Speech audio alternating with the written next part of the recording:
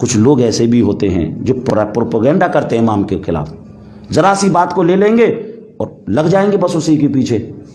اور کبھی کبھی تو پروپیگنڈا اتنا حاوی ہوتا ہے کہ ایک آدمی کی ذرا سی کی جو ہے فنتورے کی وجہ سے امام صاحب کو ہٹنا پڑ جاتا ہے۔ ایک امام صاحب کو مسجد کمیٹی کے لوگوں نے ہٹا دیا۔ وہ امام صاحب جب استعفیٰ دے کے جانے لگے تو امام صاحب کی آنکھوں میں آنسو۔ کمیٹی کے لوگوں نے کہا، جو مقتدی تھے کچھ جو ان کے بالکل خاصم خاص تھے، انہوں نے کہا حضرت آپ روئیے نہیں، اللہ بہت بڑا ہے، آپ کو اچھی جگہ مل جائے گی۔ تو انہوں نے کہا امام صاحب نے، میں اس لیے نہیں رو رہا ہوں کہ میری جگہ چھوٹ گئی، میں اس لیے رو رہا ہوں کہ مجھے ہٹانے کا جو ایشو بنایا وہ ایشو یہ تھا کہ امام صاحب وقت کی پابندی نہیں کرتے ہیں، وقت کی پابندی نہیں کرتے ہیں، یہ ایشو بنایا۔ اور ان لوگوں نے مجھے ہٹایا جو سال میں ایک دن بھی فجر کی نماز میں نہیں آتے ہیں، ان لوگوں نے مجھے ہٹایا، اس لیے میری آنکھوں میں آنسو ہیں۔ عزیزان محترم، تو اس لیے اماموں کے ساتھ ایسا نہیں کرنا چاہیے، اماموں کی دعائیں لینی چاہیے۔ اگر امام اگر کسی کے لیے بد دعا کر دے تو پھر سمجھ لیجئے اس کا دونوں جہان میں پھر اللہ ہی مالک ہے۔ امام طبری کی ایک روایت آپ کو سنا دوں۔ سعد ابن ابی وقاص، بتائیے کتنے بڑے صحابی، جن کے لیے حضور نے کہا اے سعد تم پر میرے ماں باپ قربان ہوں۔ سارے صحابہ کہتے تھے میرے ماں باپ ہم پر آپ پر قربان ہو یا رسول اللہ، لیکن سعد ابن ابی وقاص کے لیے حضور نے کہا کہ اے سعد تم پر میرے ماں باپ قربان ہوں۔ سعد ابن ابی وقاص وہ صحابی جن کو رسول اللہ نے دنیا ہی میں جنت کا مژدہ سنایا، وہ صحابی جنہوں نے ڈائریکٹ رسول اللہ کو دیکھا اور نماز کا طریقہ سیکھا۔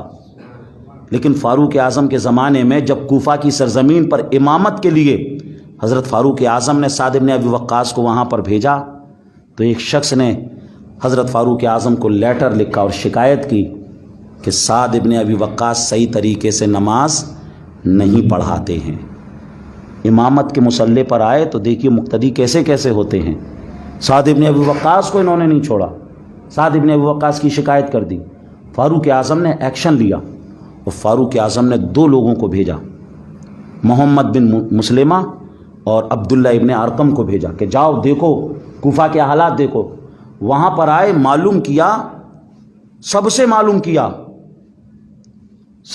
کیا، ہر آدمی یہ کہہ رہا کہ نہیں ہم نے تو ایسی کوئی شکایت نہیں کی، ہم نے تو ایسی کوئی شکایت نہیں کی، ہم نے تو ایسی کوئی شکایت نہیں کی۔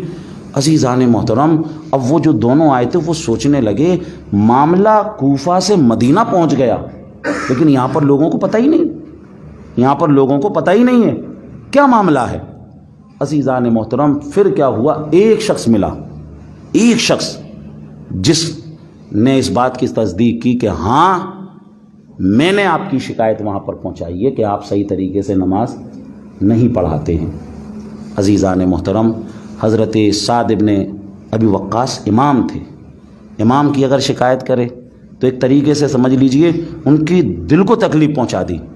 سعد ابن ابی وقاص نے ان کے لیے اس وقت کچھ ایسی دعا کی کہ اللہ تو اس کی عمر بہت طویل کر دے، اس کی عمر بہت طویل کر دے، اور اس نے جو مجھ پر تہمت لگائی ہے اس کی سزا مولا تو اسے دنیا ہی میں دے دے۔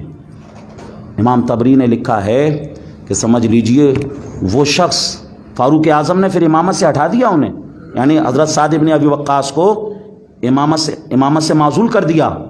تو یعنی کبھی کبھی ایک مقتدی ہی ایسا ہوتا ہے جو ایسا پروپیگنڈا کرتا ہے جس کی وجہ سے امام کو اپنی جگہ سے دستبردار ہونا پڑتا ہے، امام کو اپنی جگہ سے ہٹنا پڑتا ہے۔ عزیزان محترم، حضرت سعد ابن ابی وقاص کو امامت سے معزول کر دیا گیا، ہٹا دیا گیا، لیکن اس شخص کے بارے میں لوگوں نے کہا کہ اس شخص کی، حضرت سعد ابن ابی وقاص کی دعائے ہلاکت کی وجہ سے سمجھ لیجئے اس کی عمر بہت زیادہ لمبی ہوئی اور سمجھ لیجئے گھسٹ کر، یعنی اس کو سمجھ لیجئے دنیا ہی کے اندر اللہ کے عذاب نے پکڑ لیا۔ تو اس لیے اماموں کی خدمت کرنا چاہیے، اماموں کے سے آگے نہیں بڑھنا چاہیے، اماموں کا ادب کرنا چاہیے۔ جب ہم امام